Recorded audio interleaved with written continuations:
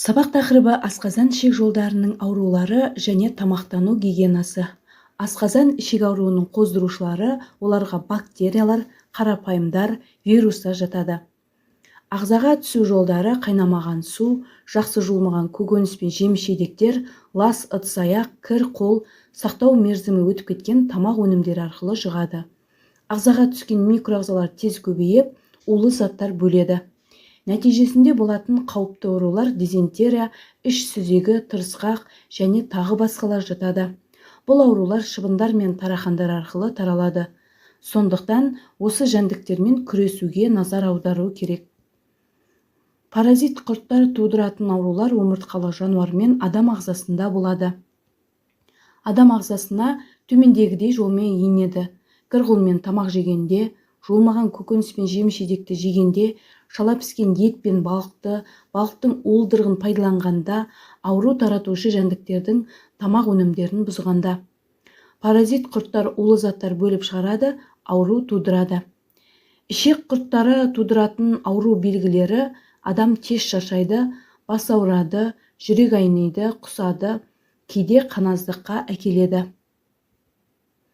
Тамақтан улану өте тез байқалады. Сақтау мерзімі өтіп кеткен немесе бұзылған тамақты жегенде пайда болады. Уланудың басты белгісі: адамның жүрегі айниды, құсады, асқазан ауырады, іш өтеді, бас ауырады, жалпы әлсіздік байқалады. Кейде дене температурасы көтеріледі. Тамақтан уланған кезде көрсетілетін алғашқы көмекке тоқталатын болсақ, алдымен дәрігер шақыру керек. Дәрігер келгенше асқазан мен ішекті тазалау керек. Марганцовканың әлсіз ертіндісін дайындап, ертіндіні ішіп құсу керек. Бұл шараны бірнеше рет қайталаған жөн. Қауіпті ішек ауруы ботулизм тамақтан уланудың ауыр түрі. Оның қоздырғышы оттексіз ортада тез көбейеді. Мысалы, консервіленген өнімге топырақ тиетін болса, ол топырақта ботулизм қоздырғышы болса, герметикалық ыдыста олар тез көбейеді.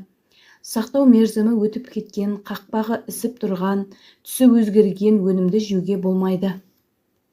Ауру тудыру мүмкін өнімдер: бұзылған балық, қылбырдағы ет пен көкөністер. Бұл ауруға күмәнданған кезде дәрігерге қаралу керек. Өйткені дәрігердің көмегінсіз жазылып кету мүмкін емес. Ботулизмнің ауру белгілері: жасырын кезеңі 2 сағаттан 7 күнге дейін болуы мүмкін. Тамақта бір нәрсе тұрып қалғандай әсер болады. Жұтыну қиындайды, көру сөйлеу нашарлайды, жалпы әлсіздік, бас айналу болады. Улы саңырауқұлақтармен улану да қауіпті болып табылады. Жарамды саңырауқұлақты дұрыс пайдалану жолына тоқталатын болсақ, алдымен жеуге жарамды саңырауқұлақты таңдап, тазалап алыңыз. Жақсылап жуып, қайнатыңыз. Суды төгіп шайыңыз.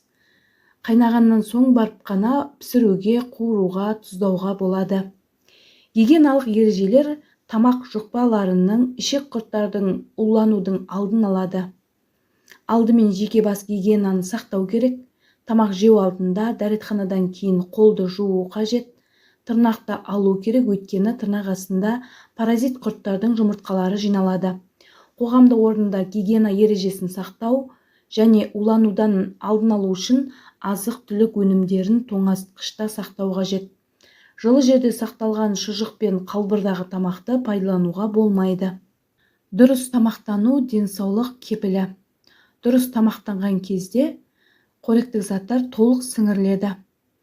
Тамақ құрамында өсімдік текті және жануар текті заттар болу керек. Дұрыс тамақтану туралы ғылым диетология деп аталады. Ас жақсы қорытылу үшін көкөніс, жеміс-жидектер, шырындар мен сұйық тамақ ішу керек. Адам белгілі бір уақыт тамақ жеуі қажет. Яғни, осындай жағдайда ас қорыту сөлі өз уақытында бөлінеді, тамақ тез қорытылады әрі сіңіріледі. Адамдар, жасөспірімдер күніне 4 рет, ал ересек адам 3 рет тамақтану қажет.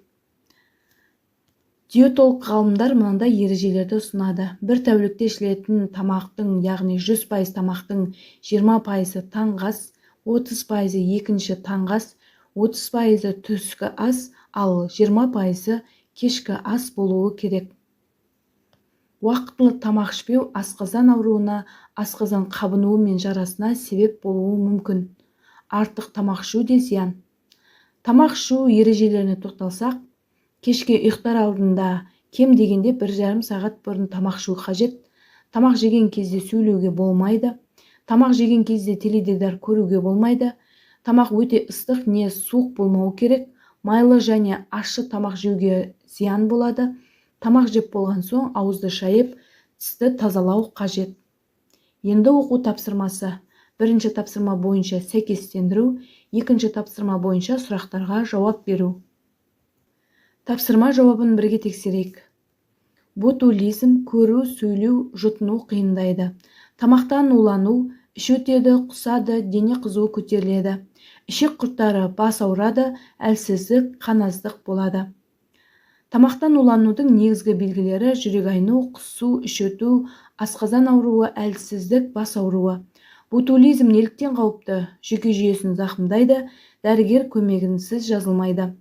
Гигиенаның қандай ережелерін сақтау қажет? Қол жуу, тырнақ алу, тағамды таза сақтау, көкөніс, жеміс жидекті жуу болып табылады. Дұрыс тамақтану не үшін қажет? Теңестірілген тамақ жеу, уақытылы тамақтану, көкөніс пен сұйық тағам пайдалану. Сіздермен болған мен Рауа Болатбекқызы. Келесі кездескенше.